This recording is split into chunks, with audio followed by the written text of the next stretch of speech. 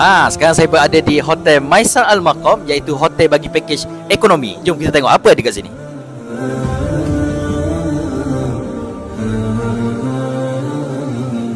Waalaikumsalam.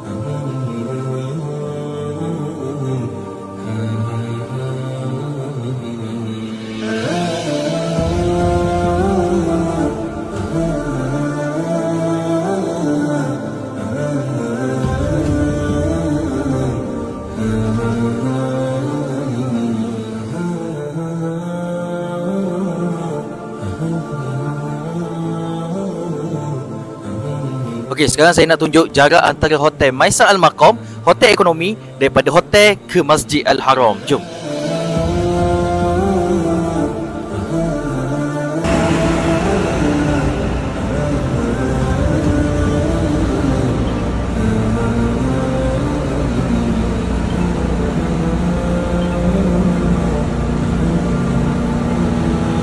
Okey, Alhamdulillah saya baru je keluar daripada Hotel Maisar Al-Maqam, hotel ekonomi kita. Sedikit jalan berbukit, terus ke sini dan kita boleh tengok ada clock tower dan terus menuju ke Masjidil Haram.